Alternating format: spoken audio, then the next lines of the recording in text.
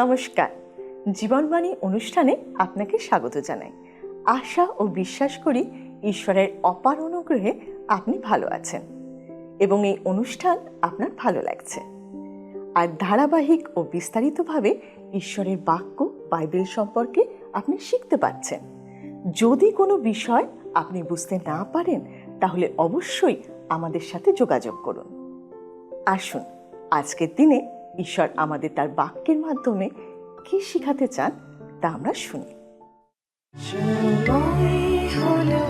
হৃদয়ে খোলো, শ্রবণ করো জীবন বাণী, নম্র চিতে শ্রবণ করো, নম্র চিতে শ্রবণ করো, খ্রিস্ট যিশুর জীবন খানি।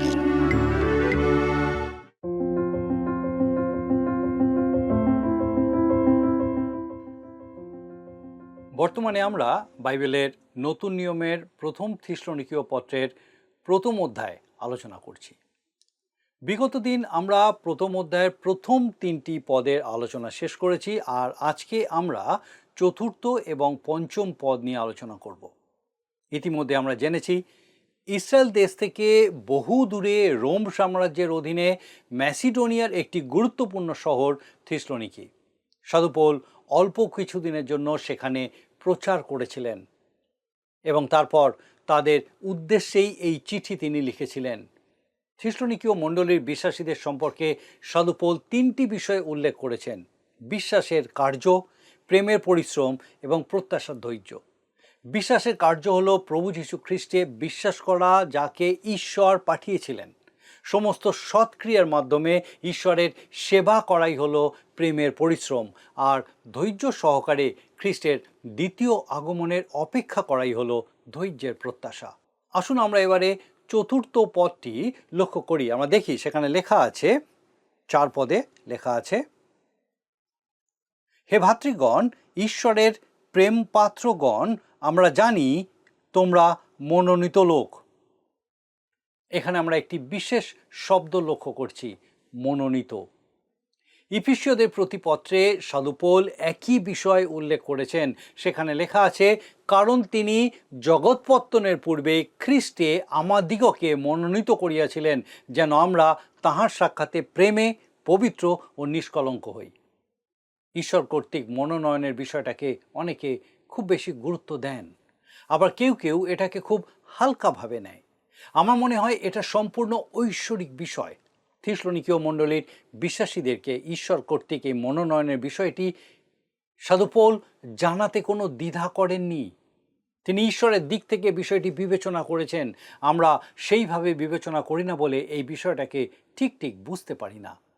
আমরা সবাই জানি এমন কিছু কিছু ধ্রুব সত্য বিষয় আছে যেগুলো বিনা বিতর্কে সকলেই মেনে নেয়। স্কুলে যখন আমরা জ্যামিতি পড়েছিলাম, মনে আছে কিছু কিছু বিষয়কে স্বপ্রমাণিত হিসেবে ধরে নিতে হতো, সেগুলিকে প্রমাণ করার দরকার পড়তো না। যেমন দুটি বিন্দুর মধ্যে ক্ষুদ্রতম দৈর্ঘ্যই একটি সরলরেখা, এটাকে মৌলিক সত্য হিসেবে ধরা হয়। আমার এ বিষয়ে কোনো সন্দেহ নেই, আর আমার কাছে সেটা কেউ কখনো প্রমাণও করেনি। কিন্তু এটা প্রমাণ করার উপায় জ্যামিতিতে আছে। যাই হোক, এমন অনেক কিছু আছে যেগুলোকে আমরা প্রমাণ ছাড়াই সত্য বা বাস্তব বলে গ্রহণ করি। এখানে একই রকমভাবে সাধু পৌল মনোনয়ন বিষয়টাকে নিয়ে কোনো তর্ক বিতর্ক করতে চাননি বা সেটা প্রমাণ করারও চেষ্টা করেননি। তিনি শুধু এই বাস্তব সত্যটা বলেছেন, হে ভাতৃগণ, ঈশ্বরের প্রেম পাত্রগণ, আমরা জানি তোমরা মনোনীত লোক। এটা হলো ঈশ্বরের বিষয়। সৃষ্টির উপর সৃষ্টিকর্তার সম্পূর্ণ অধিকার আছে। আমাদের উপলব্ধি করতে হবে যে এই জগৎ ঈশ্বর সৃষ্টি করেছেন। তিনি কিভাবে তা সৃষ্টি করেছেন বা আদি পুস্তকের সৃষ্টির কি বিবরণ আছে সে বিষয়ে আমি কিছু বলতে চাই না। আমি শুধু একটা বিষয়ে জোর দিতে চাই যে আদিতে ঈশ্বর আকাশমণ্ডল ও পৃথিবীর সৃষ্টি করেছেন। অনেকে আছে যারা মেনে নেয় যে ঈশ্বর জগৎ সৃষ্টি করেছেন, কিন্তু এই জগতের পরিচালনা ও নিয়ন্ত্রণের অধিকার ঈশ্বরকে তারা দিতে চায় না। আপনি কি বিশ্বাস করেন যে এই জগতের সৃষ্টিকর্তা ঈশ্বর? আর যদি তা বিশ্বাস করেন, তাহলে কি এই জগতের সমস্ত কিছুর পরিচালনা যে ঈশ্বর করছেন আপনি কি তা বিশ্বাস করেন? এই জগৎ সৃষ্টির পিছনে তার যে উদ্দেশ্য আছে সেটাও অনেকে মানতে চায় না। আমি আজ আপনাদের বলতে চাই, এই যে জগতে আমি আপনি বাস করছি তা ঈশ্বর সৃষ্টি করেছেন তার গৌরবের জন্য, যেন সমস্ত সৃষ্টি তার গৌরব করে।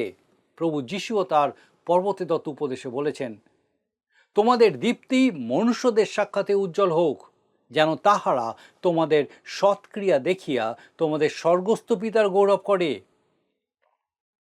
তিনি কি বলেছেন যে তোমাদের সৎক্রিয়া তোমাদেরই গৌরব করুক? না, তিনি বলেছেন যেন তোমাদের স্বর্গস্থ পিতা গৌরবান্বিত হন।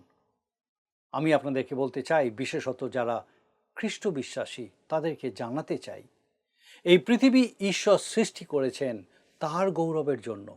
যেমন রাজা দাউদ তার গীতে উল্লেখ করেছেন, আকাশমণ্ডল ঈশ্বরের গৌরব বর্ণনা করে, বিতান তার হস্তকৃত কর্ম জ্ঞাপন করে। গীতসংহিতা তার 19 গীত 1 পদ। তিনি ঈশ্বর, তিনি ব্যতীত আর কেহ নাই। এই জগৎ পরিচালনার জন্য তিনি কারোর পরামর্শের অপেক্ষায় থাকেন না।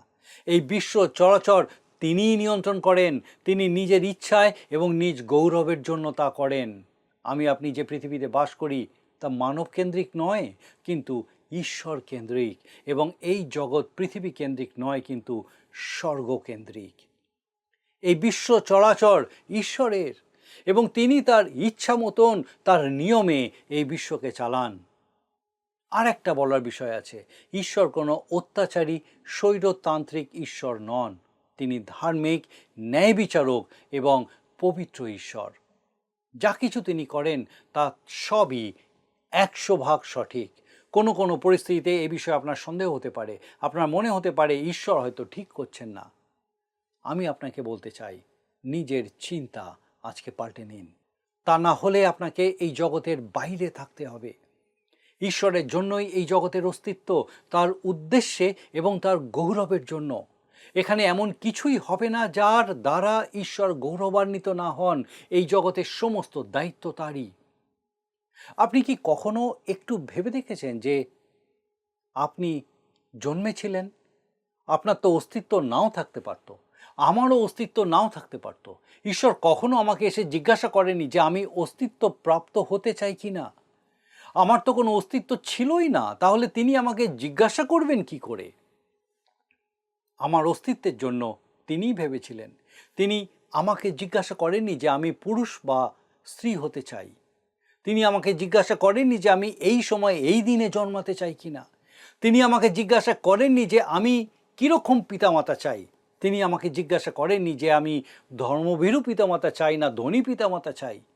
আজ আমি আমার যা অস্তিত্ব তা ঈশ্বরেরই পরিকল্পনা। ঠিক তেমনি তিনি তার পরিকল্পনা অনুযায়ী এই জগৎ পরিচালনা করছেন। সেটা আমার আপনার পছন্দ নাও হতে পারে, আবার হতেও পারে, কিন্তু যা হবার তাই হবে। তার ইচ্ছা ব্যতীত কেউ মনোনীত হতে পারে না, আবার তার ইচ্ছা ব্যতীত কেউ পরিত্যক্ত হতে পারে না। ঈশ্বর যা কিছু করেন তা ন্যায্য। সাধু পৌল বলছেন, তবে আমরা কি বলিব? ঈশ্বরে কি অন্যায় আছে? তাহা দূরে থাকুক। রোমীয় পত্রে তার 9 অধ্যায় 14 পদে। অর্থাৎ ঈশ্বর যা কিছু করেন তা সবই ন্যায্য। এক সময় আমরা সামান্য প্রাণী মাত্র ছিলাম। শুধু তাই নয়, আমরা তুচ্ছ, হীন, অবনত পাপী মানুষ ছিলাম। আমি জানি আজকের দিনে হয়তো এটা বলা সম্ভব নয়। আজ আমরা পরস্পরকে সাহায্য করে থাকি এবং পরস্পরকে বলে থাকি, দেখো আমরা কত উত্তম। আর সেই জন্যই আমরা পরস্পরকে নিয়ন্ত্রণ করি, একসঙ্গে খাওয়া দাওয়া করি, বোঝাতে চাই যে আমরা কত ভালো। মানুষকে তা করতেই হবে, তা নাহলে মানুষ কি করে বোঝাবে যে এই পৃথিবীতে তারাই শ্রেষ্ঠ? কিন্তু বাস্তব সত্য হলো আমরা ঈশ্বরের বিরুদ্ধাচরণ করি। আসুন আমরা আবার দেখি থিসলনিকীয় মণ্ডলীর বিশ্বাসীদের পক্ষে সাধু পৌল কি বলছেন। হে ভাতৃগণ, ঈশ্বরের প্রেম পাত্রগণ, আমরা জানি তোমরা মনোনীত লোক। এই পত্রা হয়তো আপনার পছন্দ নাও হতে পারে, কিন্তু এটাই হয়েছে। ঈশ্বর এই জগৎ চালাচ্ছেন, সুতরাং তার বিরুদ্ধাচরণ না করে আমি বলবো আপনি তার কাছে আসুন আর তাকে ধন্যবাদ দিন, কারণ তার জন্যই আপনি অস্তিত্ব লাভ করেছেন। তিনি আপনাকেও স্বাগত জানিয়েছেন। যোহন লিখিত সুসমাচার তার 7 অধ্যায় 37 পদে প্রভু যিশু বলছেন, কেহ যদি তৃষ্ণার্ত হয় তবে আমার কাছে আসিয়া পান করুক। আপনি পিপাসিত না হলে আপনার তো প্রয়োজন নেই। কিন্তু এই পাপময় জগতের সকলকেই ঈশ্বর পরিত্রাণ দিতে চান। আপনি তা গ্রহণ করতেও পারেন, নাও করতে পারেন। এটা সম্পূর্ণ আপনার স্বাধীন ইচ্ছা। এবার আমরা আরও একটা গুরুত্বপূর্ণ পদ নিয়ে আলোচনা করব, পঞ্চম পদ। আমরা দেখি সেখানে সাধু পৌল বলছেন 5 পদে, আসুন দেখি লেখা আছে, কেননা আমাদের সুসমাচার আমাদের কাছে কেবল বাক্যে নয়, কিন্তু শক্তিতে ও পবিত্র আত্মায় ও অতিশয় নিশ্চয়তায় উপস্থিত হইয়াছিল। তোমরা তো জানো আমরা তোমাদের কাছে তোমাদের নিমিত্ত কি প্রকার লোক হইয়াছিলাম। সাধু পৌল তাদেরকে বলছেন, যখন তিনি তিমথিও আর শিলকে সঙ্গে নিয়ে থিসলনিকিতে সুসমাচার প্রচার করতে গেছিলেন, তখন তো তারা সামান্য দুর্বল রক্ত মাংসের মানুষ হিসেবেই গেছিলেন। তারা শুধু কথা বলতেই পারতেন এবং তারা ঈশ্বরের বাক্যই বলেছিলেন। আর ঈশ্বরের বাক্য তাদের কাছে শুধু বাক্যরূপেই উপস্থিত হয়নি, কিন্তু ক্ষমতা এবং পবিত্র আত্মার সহিত উপস্থিত হয়েছিল। এই জন্যেই আমরা যে কাজটা করছি, সেই কাজটা এই জগতে সব থেকে সুন্দর কাজ। এই কাজটা করতে আমরা ভালোবাসি। আমরা ঈশ্বরের বাক্য আলোচনা করতে ভালোবাসি। কেন জানেন? কারণ যখন আমরা ঈশ্বরের বাক্য প্রচার করি, সেগুলো শুধু বাক্য নয়, কিন্তু যখন ঈশ্বরের আত্মা সেগুলোকে ব্যবহার করেন, তখন সেগুলি খুবই শক্তিশালী ও কার্যকরী হয়ে ওঠে। আর এর প্রমাণ হলো আপনাদের কাছ থেকে পাওয়া শত শত ফোন কল, যেগুলো এই সাক্ষ্যই বহন করে। যেরকম এক বোন বলছেন যে প্রথম তিনি যখন এই প্রোগ্রাম দেখতেন, তখন তার স্বামী এই প্রোগ্রাম সম্পর্কে এবং আমরা যারা ঈশ্বরের বাক্য আলোচনা করি আমাদের সম্বন্ধে অনেক খারাপ খারাপ কথা বলতেন, কিন্তু তবু তিনি এই প্রোগ্রাম দেখা বন্ধ করেননি। কোনো এক কারণে একদিন তিনি ভুলে গেছিলেন ঠিক সময় এই অনুষ্ঠানে যোগ দিতে। তখন তার স্বামী তাকে স্মরণ করিয়ে দেয়, বলে, কি গো, তুমি আজকের সেই অনুষ্ঠানটা শুনছো না যেখানে সে বাক্য প্রচার হয়? তারপর তারা দুজনেই আমাদের অনুষ্ঠানে যোগ দেয়। তার বেশ কিছুদিন পর একদিন তার স্বামী প্রভুর চরণে নিজেকে সমর্পণ করেন। আপনি যদি মনে করেন যে আমি খুব ভালো একজন ফেরিওয়ালা, তাহলে আপনি ভুল করছেন। আমি কোনো ফেরিওয়ালা নই, কারণ আমি কাউকে কোনো কিছু বিক্রি করি না, কোনো কিছুর বিনিময়ে পয়সা নিই না এবং কাউকে কোনো রকম বিল দিই না। সেটা করলে আমাদেরকে সবাই ঠকজোচ্চর ভাববে। কিন্তু আসল রহস্যটা হলো, এই অনুষ্ঠানে আমরা যে ঈশ্বরের বাক্য আলোচনা করি, সেগুলিকে ঈশ্বরের আত্মা ব্যবহার করেন এবং সেই শ্রোতা বন্ধুদের সঙ্গে কথা বলেন। এই বিষয়ে আমরা নিশ্চিত। আমি বিশ্বাস করি বাইবেল হলো ঈশ্বরের মুখ নিঃসৃত বাক্য, অর্থাৎ ঈশ্বর আমাদেরকে যা বলছেন সেটাই হলো বাইবেল। সেই বাক্যকে ঈশ্বরের আত্মাই আমার আপনার হৃদয়ে, আমার আপনার জীবনে প্রবেশ করান, যেন আমরা রূপান্তরিত হতে পারি, পরিবর্তিত মানুষ হতে পারি, সম্পূর্ণ নতুন জন্মপ্রাপ্ত মানুষ হতে পারি। রক্ত মাংসের মানুষ কাউকে নতুন জন্ম দিতে পারে না। রেডিও বা টিভিতে ঈশ্বরের বাক্য শোনার মাধ্যমে কেউ নতুন জন্ম লাভ করে না, বা কোনো ছোটোখাটো পত্র পত্রিকা পড়েও নতুন জন্ম লাভ করা যায় না। সাধু পিতর তার প্রথম পত্রের প্রথম অধ্যায় 23 পদে যেরকম বলছেন, কারণ তোমরা ক্ষয়নীয় বীর্য হইতে নয়, কিন্তু অক্ষয় বীর্য হইতে ঈশ্বরের জীবন্ত ও চিরস্থায়ী বাক্য দ্বারা পুনর্জাত হইয়াছ। আমি বিশ্বাস করি ঈশ্বরের আত্মা ঈশ্বরের বাক্যকে আপনার সামনে বাস্তব রূপে নিয়ে আসেন। আমার মনে হয় না আজকের দিনে বিখ্যাত পত্রপত্রিকা, স্মার্টফোন, টিভি ইত্যাদির মাধ্যমে ঈশ্বরের আত্মা অনেক কিছু করতে পারে, কিন্তু আমি বিশ্বাস করি হারিয়ে যাওয়া আত্মবিশ্বাসী পাপী মানুষের পরিবর্তনের জন্য পবিত্র আত্মা ঈশ্বরের বাক্যকে তাদের জীবনে আশ্চর্যরূপে সক্রিয় করতে পারেন। থিসলনিকি যখন প্রবল ক্ষমতাশালী রোম সাম্রাজ্যের অধীনে ছিল, যখন সেখানকার বেশিরভাগ মানুষ ছিল অবিশ্বাসী এবং প্রকৃত জীবন্ত ঈশ্বর ব্যতীত অন্যান্য বিষয় নিয়ে আনন্দ করত, সেই সময় ঈশ্বরের বাক্য তাদের অন্তরে পৌঁছেছিল। শুধু তাই নয়, তাদের জীবনে ঈশ্বরের বাক্য কাজ করেছিল এবং তারা সম্পূর্ণ পরিবর্তিত হয়েছিল। এই যে ঘটনা ঘটেছিল তা আজও একইভাবে যে কোনো জায়গায় ঘটতে পারে। থিসলনিকির মানুষদের মধ্যে যেরকম ঈশ্বরের বাক্য কাজ করেছিল, আজও সেই বাক্য আমাদের মধ্যে কাজ করে। আমি আরেকবার সে পঞ্চম পত্রা 5 পত্রা আরেকবার পাঠ করতে চাই। দেখুন লেখা আছে, কেননা আমাদের সুসমাচার তোমাদের কাছে কেবল বাক্যে নয়, কিন্তু শক্তিতে ও পবিত্র আত্মায় ও অতিশয় নিশ্চয়তায় উপস্থিত হইয়াছিল।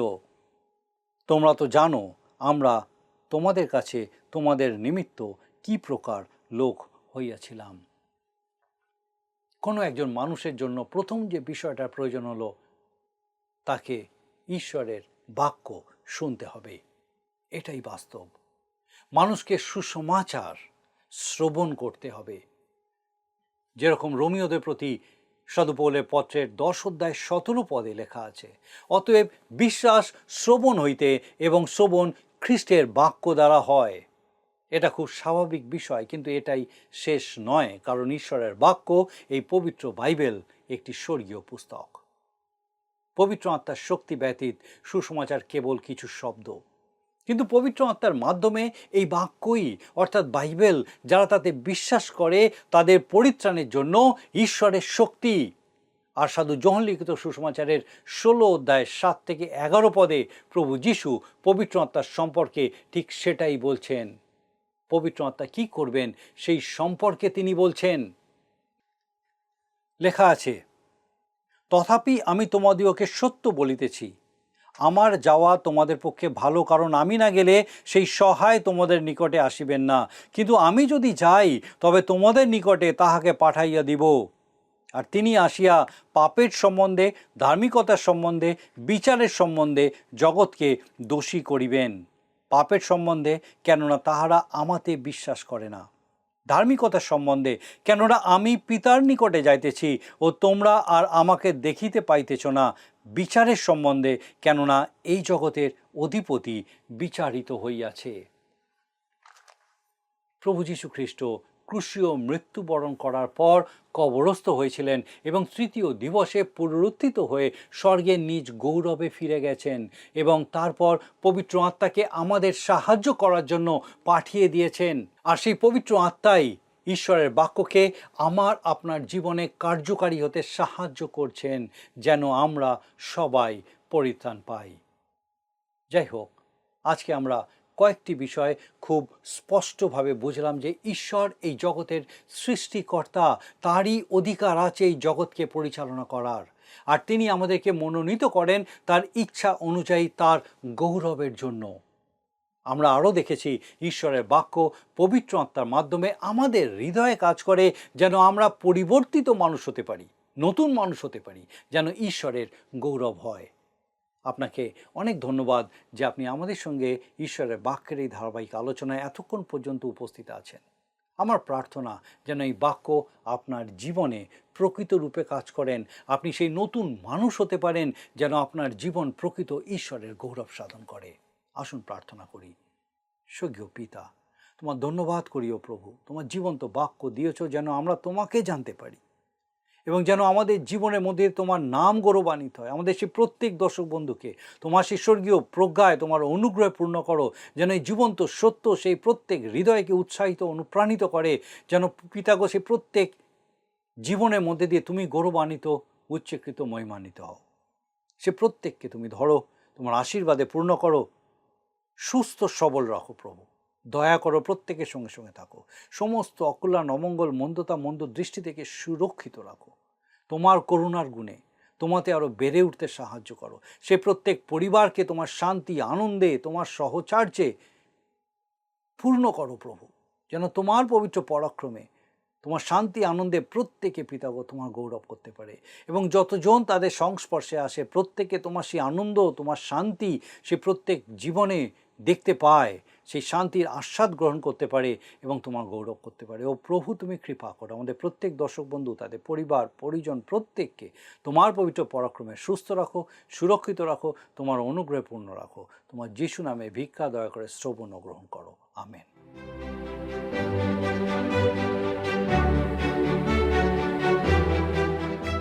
আশা করি আজকে ধারাবাহিক বাইবেল শিক্ষার অনুষ্ঠান আপনার নিশ্চয়ই ভালো লেগেছে। আপনার মনে যদি কোনো প্রশ্ন বা কোনো প্রার্থনার বিষয় থাকে, তাহলে অবশ্যই আমাদের সঙ্গে টিভি স্ক্রিনে দেওয়া নম্বরে যোগাযোগ করুন। আপনার প্রতিটি ফোন কল আমাদের কাছে খুব মূল্যবান। আমরা অপেক্ষায় থাকব। আসুন আজকের দিনে প্রশ্ন উত্তর পর্বের প্রশ্নটি শুনে নিই। প্রিয় বন্ধু, আসুন আমরা আজকের প্রশ্ন উত্তরে আসি। গতকালের প্রশ্নের উত্তর অপশন সি, হেবল। আজকের প্রশ্ন, ঈশ্বর কেন জগৎ সৃষ্টি করেছিলেন? অপশান এ, জগতে রাজত্ব করার জন্য, বি, নিজ গৌরবের জন্য, সি, দিয়াবলকে দেখানোর জন্য, ডি, ধ্বংস করার জন্য। প্রিয় বন্ধু, এই প্রশ্নের উত্তর আগামীকাল সন্ধ্যা 6টার মধ্যে option A, B, C, D সহকারে আপনার নাম ও সম্পূর্ণ ঠিকানা সহ 9433497235 এই নম্বরে SMS বা হোয়াটসঅ্যাপে পাঠাবেন।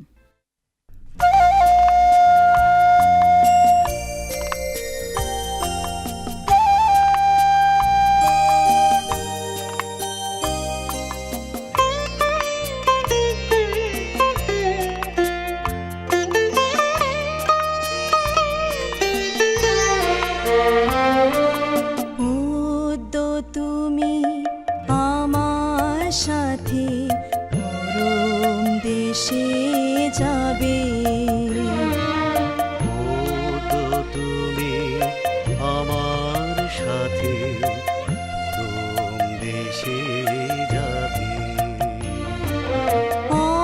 অন্তবিহীন শান্তি সুখের, অন্তবিহীন শান্তি সুখের জীবন সেথা পাবে, পরম দেশে যাবে। ও তো তুমি আমার সাথে পরম দেশে যাবে।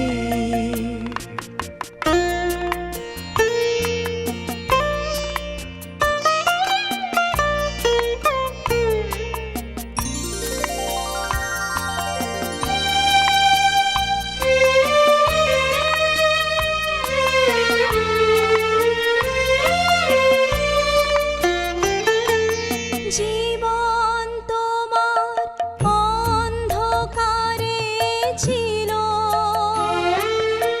এবার সেথায় প্রাণের আলো এলো। জীবন তোমার অন্ধকারে ছিল, এবার সেথায় প্রাণের আলো এলো। ব্যথায় ভরা হৃদয় তোমার, ব্যথায় ভরা হৃদয় তোমার প্রেমে ভরে যাবে, পরম দেশে যাবে। তো তুমি আমার সাথে পরম দেশে যাবে।